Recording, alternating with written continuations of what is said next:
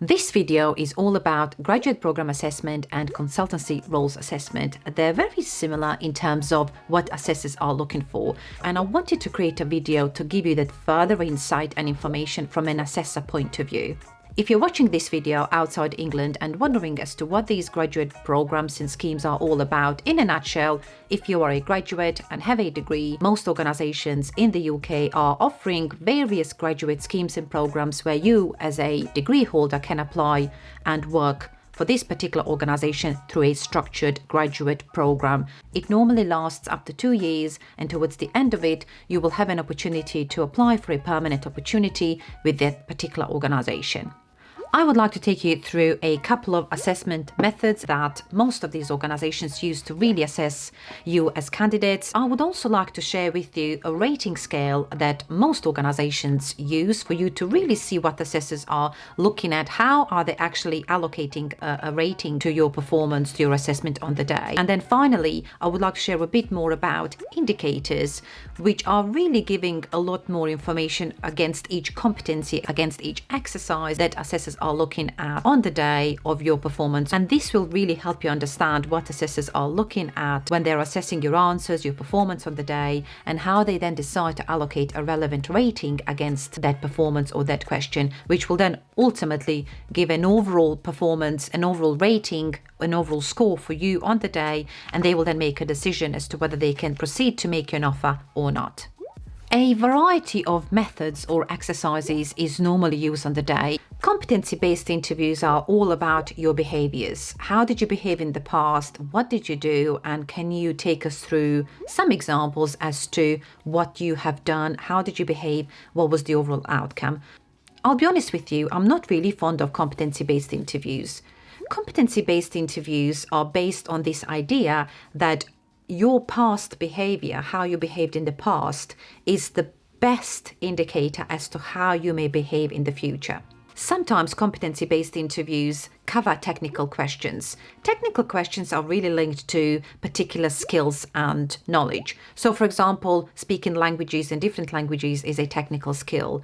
Knowing particular project methodologies is a particular skill. Knowing legislation, policies, procedures, and things like that. Presentations are all about you being able to understand information, understand the brief that's been shared with you, and how you then organize, structure, and produce information and present it back to the panel in a quite structured and concise way. A presentation topic may be given to you ahead of the assessment day, or it could be sometimes on the assessment day itself, and you will often have 30 to 60 minutes to prepare for that presentation, and you may be given a 10-minute slot to present back everything you've been asked to do. But stick to the time frame, because if you have more to share, more than 10 minutes, they're very likely to cut you off and pause there, which may be a bit awkward for you on the day. Whilst the quality and content of your presentation is quite important, the assessors are really looking at your ability to organize, structure, and deliver a presentation. They really want to see how you work with information and whether you're able to present it back in a quite clear, structured, punchy way, and also your ability to answer follow-up questions and how you handle that situation. A case study exercise is used to look at how you analyze a wide range of information. How do you then spot key trends, key themes? How do you prioritize, and how do you make recommendations? A case study is normally based on fictitious company, or it could be that your organization provides you with real information, real data, and really wants to tease out as to how you're going to work with data provided, what do you think they're going through, what are their options, and how did you arrive at those options based on information provided to you. The specific detail as to what's been looked at will vary from role to role, but in a nutshell, the assessors are really looking at your ability to spot key trends, key themes, how you're going to link data, how you work with data, and how do you make those informed decisions on your proposals back to the panel. And the final exercise for this video is all about role play or simulations. This exercise can be indeed stressful for many people, and if you haven't done this before, what this is, you are given a bit of a brief on the day. You'll have to go into a room where there will be a person who will pretend to be in character, and you will then have to handle a conversation with that person, address the concerns or whatever the problem is, and there will be a panel in the room assessing the situation, how you're speaking to the person in character, how you're handling the situation. And then when the assessment finishes, the person who was in character, who assisted with the exercise, will also give some feedback to the panel as to how they felt you handled the situation. An example tends to be around a difficult conversation. It could be a difficult customer, difficult client. It could be an employee who's not really happy with something, and you will then have to go in to really address their concerns. And my model approach is to go in, acknowledge what's going on, and that you're really keen to help them, agree what else you could do, make sure you're asking for questions and for feedback as you're doing that, and towards the end of the exercise, summarize the conversation and agree next steps. For the second part of this video, I would like to take you through a rating scale. I would like to add that pretty much all organizations, or most organizations, do this very differently. There are many different rating scales that organizations use, but the most common one is a 5-point rating scale that I have here in front of me, and you can see it as well on your screen. So I, as an assessor, will be using this rating scale to really understand as to what I need to give you in terms of your performance against each exercise. Do I give you 1, 2, 3, 4, and 5? It's something that any assessor would go through. As you can see, you really want to get lots of 3s, 4s, and 5s on the day, not 1s and 2s. If you get lots of 1s and 2s, you're not going to be offered the role. If you get lots of 3s, 4s, and 5s, you are very likely to be offered the role. 3 is all about meets expectations, which means meets expectations of the role. So therefore, you as a candidate, if you get lots of 3s, you are appointable as a candidate. And for the final part of this video, I would like to take you through a couple of indicators just for you to see as to what assessors are looking at when they're assessing your performance, your answers, your behaviors on the day, and then they will use these indicators to allocate relevant rating between 1 and 5. Indicators are really important for assessors because they will use these indicators and their narrative to give you feedback as a candidate as to where you've done really well and where you haven't done so well. I have 2 examples to share with you today that I think you'll find useful. You can also download this for free from my digital store. I really would like you to understand what assessors tend to look at when they assess your performance on the day.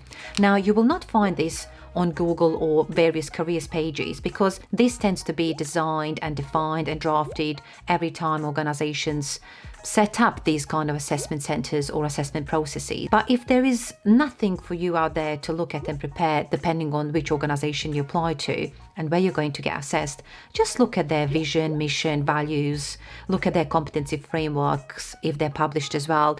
And this will then really give you a picture as to what they're going to assess you against. Sometimes they may say, oh, we're going to assess you against our values. Here we go, a list of these values. But my indicator list will give you a bit more narrative, a bit more information as to the detail they could be looking at as well in addition to that. So let's say, as an example, you are in a competency-based interview and they're assessing you against a personal impact competence. And the question they have for you is, please describe a situation where you have worked with a team or individual who saw things differently from yourself. And supporting questions, if they need to probe you on the day, would be around what were you trying to deliver, what considerations did you take into account, how did you seek to understand their point of view, and what were your reflections from this. So that's what they would ask you further if your answer, for example, was incomplete. In terms of the indicator checklist, here we go how it looks. As you can see, it's between 1 and 5. That's the rating scale I've used as an example as well. And I would then read this narrative as an assessor to assess your answer and allocate a relevant rating.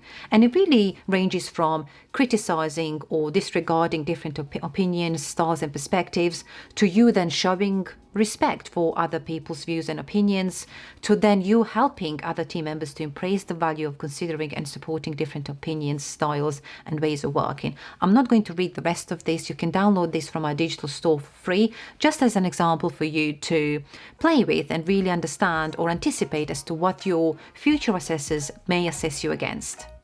As a second example, again, picture yourself in a competency-based interview, and the next competence they're going to assess you against is called leading the people. And a question that they could ask you, tell us about a time when you had to lead a difficult team or group. If you're a student or a graduate or someone who doesn't have a lot of work experience, an example you could use to answer this question could be when you had to work with your teams, when you were allocated to work together on particular assignments. And sometimes those groups at university can be quite challenging. And that's an example often you can use as well. And I've heard other people say those kind of examples, and it worked really well. As you can see again in this indicator list, you can see ratings between 1 and 5 and descriptors that assessors would look at to assess your answer and how you behaved. For example, from inconsistently provides feedback to team members and avoids offering feedback that may not be well received, to provides meaningful feedback to team members to keep them on track towards a common goal, to then demonstrates an ability to evaluate underlying performance issues among team members and deliver highly thoughtful feedback. Again, you can download this from our digital store just to give you a bit more flavor into the assessor world and how it may looks and feels for your assessors, or even when you become assessors one day. This will definitely help you assess people's performance and give them that good quality feedback that really all of us as candidates deserve. That's it for this video. Please let me know in comments if you have any questions, and good luck with your assessments.